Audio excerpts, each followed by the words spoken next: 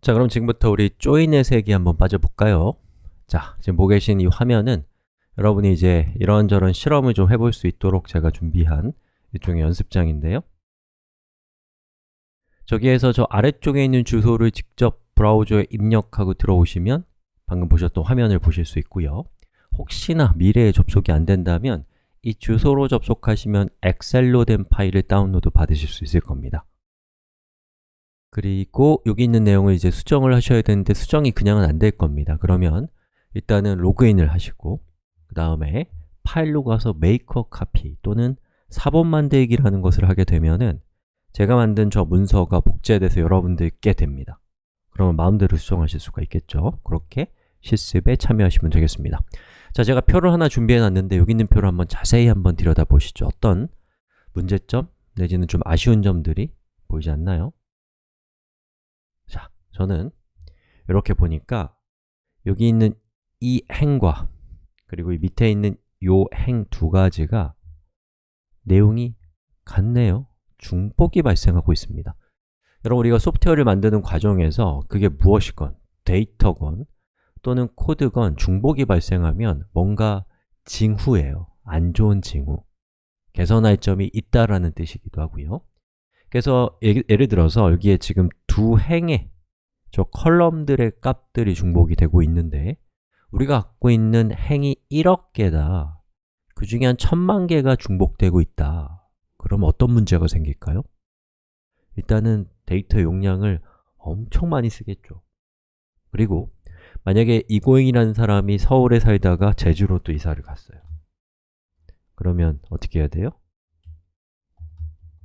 이런 식으로 1000만 개를 고쳐야 되는데 그게 시간도 많이 걸리고 쉽지 않단 말이죠.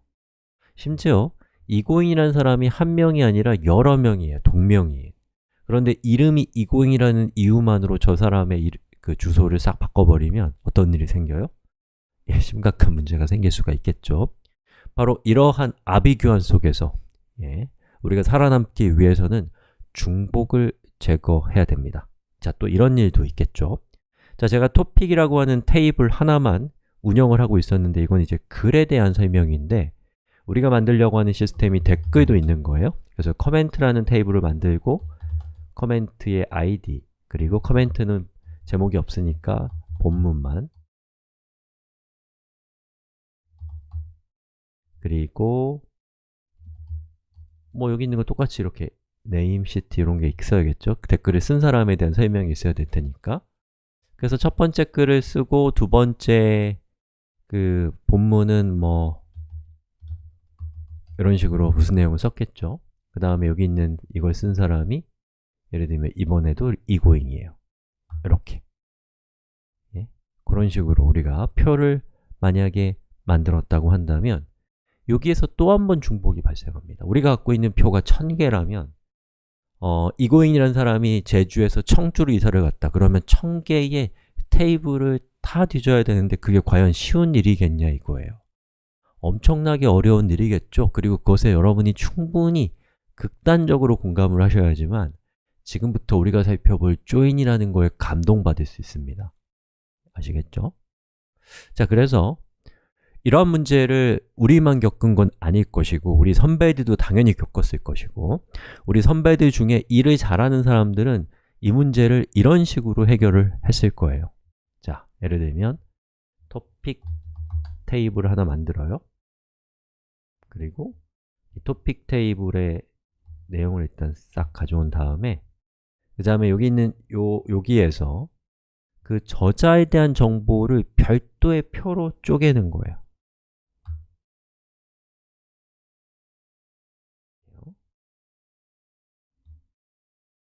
그리고 id 값을 주고요. 1번, 2번, 그리고 이고잉이라는 사람은 이제 중복될 필요가 없기 때문에 이렇게 없앴고요. 그 다음에 그리고 토픽에다가는 오쏘의 id 값을 적는 거죠. 여기는 이건 누가 쓴 거예요? 이고잉이 쓴 거니까 1번 여기는 리체가 쓴 거니까 2번 요것도 이고잉이니까 1번 이런 식으로 이제 표현을 하는 것이죠. 자, 그렇게 하면 어떻게 돼요? 여기 있는 그 저자에 대한 정보는 이 하나의 테이블 안에만 존재하고 여기에는 그 저자를 식별하는 저자 테이블의 주키, 프라이머리 키 값만은 이렇게 기록하는 거죠. 이런 거 이제 포린 키라고 하거든요. 얘가 프라이머리 키, 얘가 포린 키. 아무튼 이렇게 하는 걸 통해서 중복을 제거한 거죠. 그래서 만약에 이고잉이라는 사람이 제주에서 서울로 다시 이사를 갔다. 그럼 이렇게 바꿔주면 여기 있는 토픽 테이블에 있는 정보가 1억 건이라고 해도 이고잉이라는 사람이 서울로 갔다 라는 것은 이렇게 우리가 기록할 수가 있게 되는 것이죠.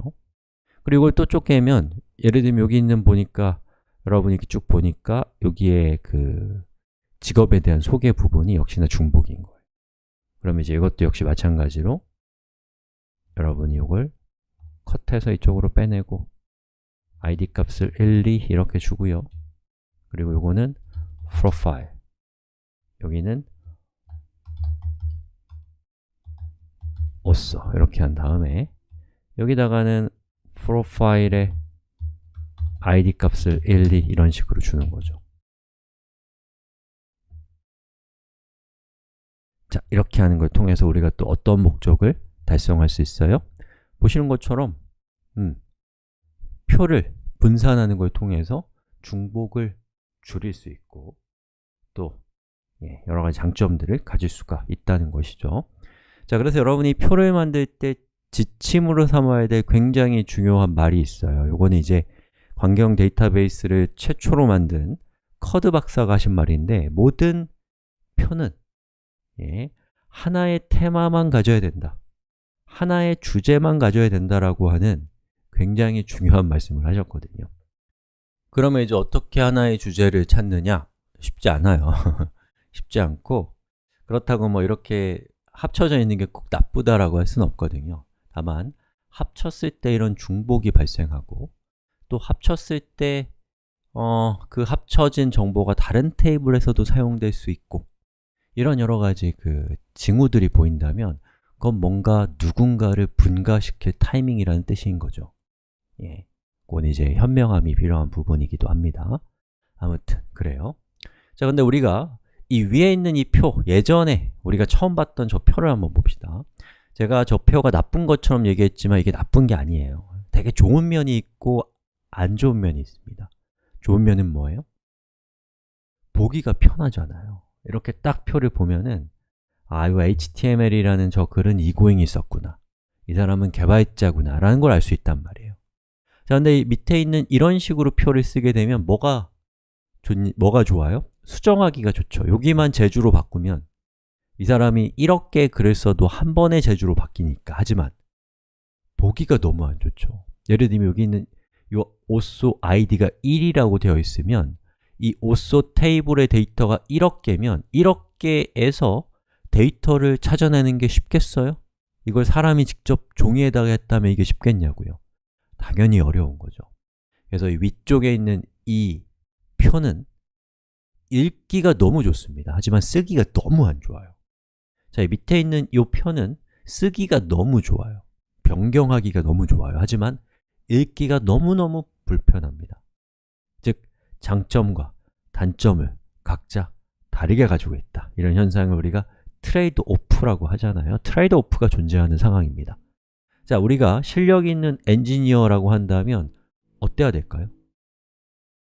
둘 다 트레이드 오프로 인해서 장점과 단점이 다 있기 때문에 둘 다 나름대로 존재하고 있는 것들을 모아서 장점만 가진 환상을 만들어내는 것, 그것이 공학의 어떤 목표고 공학의 미학이고 공학의 보람인 거죠.